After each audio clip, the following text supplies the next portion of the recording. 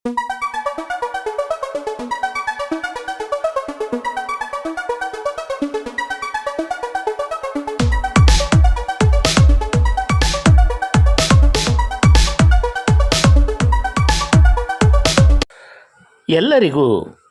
ಬೆಳಗಿನ ಶುಭೋದಯ.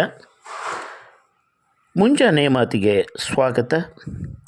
ಇಂದಿನ ವಿಷಯ ಮನುಷ್ಯನ ಗುಣ. ಜೀವ ವಿಕಾಸವಾದದ ಬಗ್ಗೆ ಅಧ್ಯಯನ ನಡೆಸಲು ಆರಂಭಿಸಿದರೆ ಮನುಷ್ಯ ಈ ಭೂಮಿಯ ಮೇಲೆ ಕಾಣಿಸಿಕೊಳ್ಳುವುದಕ್ಕೆ ಮೊದಲು ಹಲವು ಜೀವ ಪ್ರಭೇದಗಳು ಇಲ್ಲಿ ಜನ್ಮ ತಾಳಿದವು. ಆದರೂ ಮನುಷ್ಯ ಆ ಎಲ್ಲ ಜೀವಿಗಳಿಗಿಂತ ಭಿನ್ನ, ಅಲ್ಲದೆ ಬಹಳ ಎತ್ತರಕ್ಕೆ ಬೆಳೆದ. ಪಶು ಪಕ್ಷಿ ಪ್ರಾಣಿಗಳಿಗಿಂತ ಮಿಗಿಲಾಗಿ ಬೆಳೆದ. ಆದರೆ ಅವುಗಳಿಗೆ ಎತ್ತರ ಬೆಳೆಯಲು ಯಾಕೆ ಸಾಧ್ಯವಾಗಲಿಲ್ಲ? ಯಾಕೆಂದರೆ ಮನುಷ್ಯನಲ್ಲಿ ಜಿಜ್ಞಾಸೆ ಇತ್ತು, ಕುತೂಹಲ, ಸಂಶೋಧನಾ ಗುಣ ಇತ್ತು. ತನ್ನ ಸುತ್ತಮುತ್ತ ಏನೆಲ್ಲ ನಡೆಯುತ್ತದೆ, ತನ್ನ ದೇಹದ ಒಳಗೆ ಹೊರಗೆ ಯಾವ ವಿದ್ಯಮಾನಗಳು ನಡೆಯುತ್ತವೆ ಎನ್ನುವುದನ್ನು ಸಂಶೋಧಿಸುವ ಗುಣ ಅವನಲ್ಲಿತ್ತು.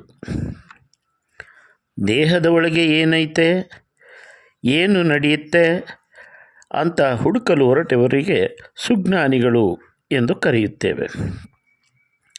ದೇಹದ ಹೊರಗೆ ಏನು ನಡೆಯುತ್ತೆ ಅಂತ ಹುಡುಕುವವರಿಗೆ ವಿಜ್ಞಾನಿಗಳು ಎಂದು ಕರೆಯುತ್ತೇವೆ. ಈ ದೇಶದ ಋಷಿಗಳು ದೇಹದ ಒಳಗೆ ಹುಡುಕಲು ಆರಂಭಿಸಿದರು. ಈ ದೇಹದ ಇಂದ್ರಿಯಗಳು ಯಾರ ದಿನದಲ್ಲಿ ಕೆಲಸ ಮಾಡುತ್ತವೆ? ನೀವು ಯಾವುದೋ ಕೆಲಸ ಮಾಡುತ್ತೀರಿ, ಉದಾಹರಣೆಗೆ ನಡಿಗೆ ಮಾಡುತ್ತೀರಿ. ನಡಿಗೆ ಮಾಡು ಎಂದು ಹೇಳಿದವರು ಯಾರು?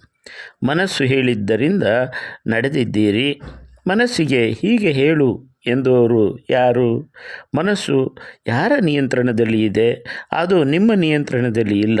ಯಾರೋ ಇದನ್ನು ನಿಯಂತ್ರಿಸುತ್ತಿದ್ದಾರೆ, ಯಾರೋ ಒಬ್ಬರು ಒಳಗೆ ಕುಳಿತಿದ್ದಾರೆ ಎಂದು ನಮ್ಮ ಋಷಿಗಳು ಸಂಶೋಧನೆಗೆ ತೊಡಗಿದರು. ಒಬ್ಬ ವ್ಯಕ್ತಿ ಮರದ ಕೆಳಗೆ ಕುಳಿತಿದ್ದ. ಮರದಿಂದ ಹಣ್ಣು ಕೆಳಕ್ಕೆ ಬಿತ್ತು.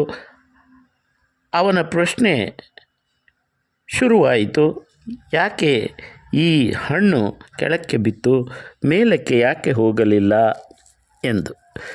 ಅದರ ಮೇಲೆ ಸಂಶೋಧನೆಯನ್ನು ಶುರು ಮಾಡಿದ ಅವನೇ ನ್ಯೂಟನ್.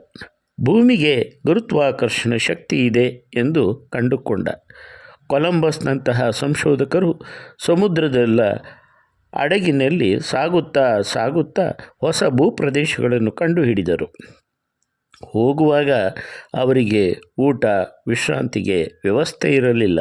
ಆರೋಗ್ಯ ಕೆಟ್ಟರೆ ಔಷಧಿ ಕೊಡುವವರು ಇರಲಿಲ್ಲ.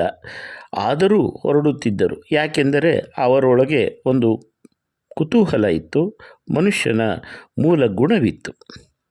ಒಬ್ಬ ಶಿಷ್ಯ ಗುರುಗಳ ಹತ್ತಿರ ಬಂದು, ಈ ಜೀವನ, ಈ ಜಗತ್ತು ಎಂದರೆ ಏನು ಎಂದು ಕೇಳಿದ. ಒಬ್ಬೊಬ್ಬರು ಒಂದೊಂದು ರೀತಿ ಹೇಳುತ್ತಾರೆ.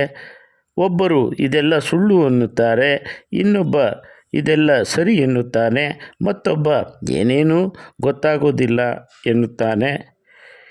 ಇದು ಸತ್ಯವೋ ಸುಳ್ಳು ಅಂತ ಗುರುಗಳನ್ನು ಕೇಳಿದರು.